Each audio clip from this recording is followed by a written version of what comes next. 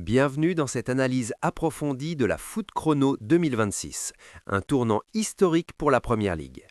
Dans cet épisode, nous décryptons pourquoi Manchester United est prêt à faire de Nico Williams le joueur le plus cher de son histoire récente et si l'ailier de l'Athletic Club est réellement l'antidote au fiasco Antwi.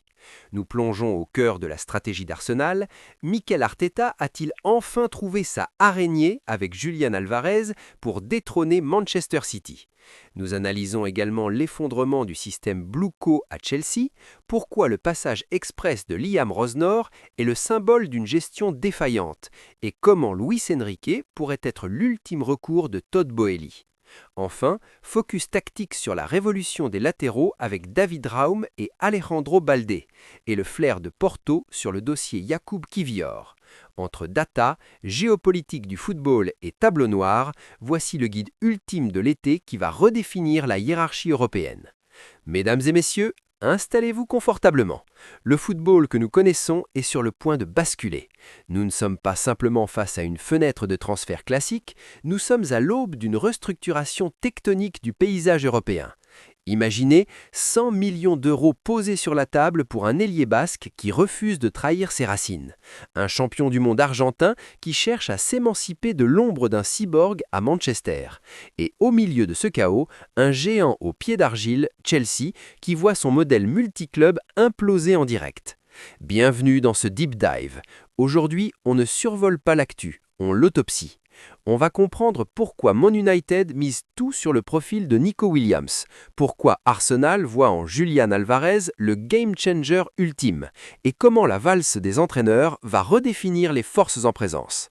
C'est le moment de vérité pour le Big Six. Avant de plonger dans les chiffres de Nico Williams ou les stats de pressing d'Alvarez, il faut comprendre le climat. La Première Ligue 2026 est une jungle de stress. Le fair play financier, ou plutôt le PSR, a resserré l'étau. Chaque euro dépensé doit être une certitude tactique. À Manchester United, l'ère post-Ten Hag est encore une plaie ouverte. Michael Carrick assure l'intérim, mais l'ombre d'Ineos pèse lourd. Il cherche une identité. À Londres, Arsenal est dans une forme de perfection inachevée. Ils sont beaux, ils sont forts, mais il manque ce tueur, ce profil hybride capable de débloquer les blocs bas les plus compacts d'Europe. Et puis, il y a Chelsea. Ah, Chelsea, le laboratoire de Blueco. On nous avait promis une synergie entre Strasbourg et Londres, on se retrouve avec Liam Rosnor menacé après 17 matchs. C'est le paradoxe du football moderne.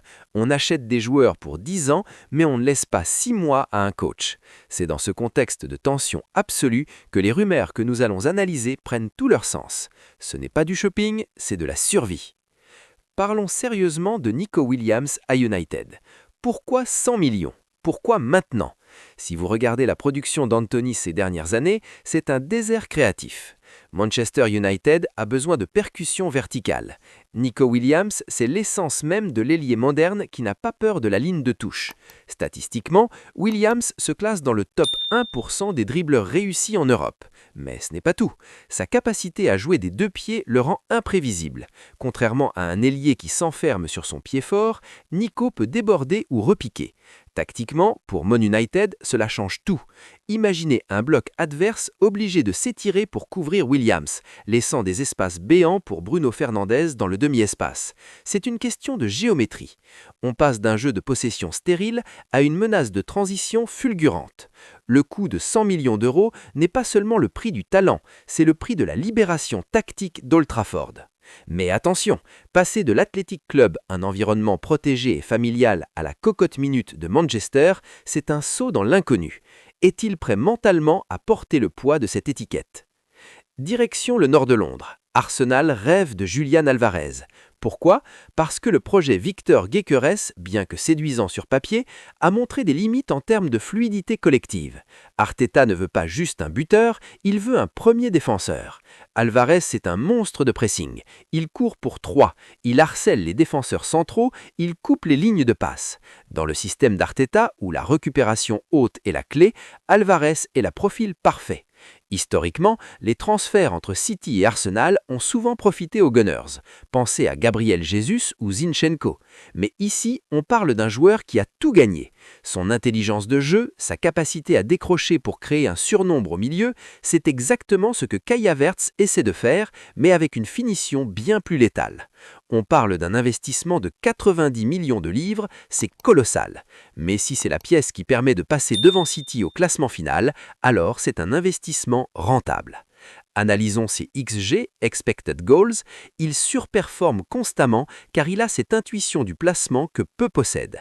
C'est le mariage de la grinta argentine et de la rigueur tactique espagnole. On ne peut pas faire ce deep dive sans se saparder un peu sur le chaos à Chelsea. Liam Rosnor, venu de Strasbourg, devait incarner cette passerelle. Résultat, une fessée 5-2 contre le PSG et une défaite à domicile contre Newcastle. Le problème à Chelsea n'est plus les joueurs, c'est l'âme du projet. On évoque Luis Enrique. Pourquoi? Parce que la direction américaine veut du star power. Ils veulent un nom qui impose le respect dans un vestiaire de 40 joueurs. Mais est-ce que Luis Enrique, avec son jeu de possession quasi dogmatique, est compatible avec l'effectif actuel construit pour la transition? C'est le grand écart permanent. Et pendant ce temps, Manchester United regarde vers Julian Nagelsmann ou Unai Emery. On sent une première ligue qui cherche son second souffle tactique. Le partir potentiel de Guardiola en 2026, selon certaines rumeurs, laisse un vide et tout le monde veut être celui qui prendra le trône. Nagelsmann à United, ce serait une révolution de data et de flexibilité tactique. Emery à Chelsea, ce serait le pragmatisme contre l'idéalisme. Le choix du coach cet été sera plus important que n'importe quel transfert à 100 millions. Alors, que retenir de tout ça? Le mercato 2026 ne sera pas celui de la dépense irréfléchie, mais celui de la spécialisation.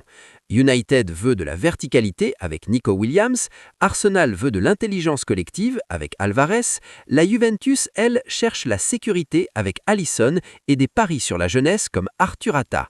On assiste à une polarisation du talent. Le risque, que Chelsea s'enfonce dans une crise d'identité profonde si Luis Enrique n'est qu'un pansement sur une jambe de bois. Mon pronostic, si Arsenal signe Alvarez, ils sont champions. Si United prend Nico Williams et Nagelsmann, ils reviennent dans le top 3. Mais le football reste imprévisible. Une blessure, une méforme et tout ce château de cartes s'écroule. Ce qui est sûr, c'est que nous allons vivre un été historique. Merci d'avoir suivi cette analyse jusqu'au bout. Si vous aimez ce format Deep Dive où on prend le temps de décortiquer la tactique et l'histoire, n'oubliez pas de vous abonner et d'activer la cloche. On se retrouve très vite pour une nouvelle autopsie du football mondial. C'était votre expert Foot Chrono, à bientôt sur vos écrans.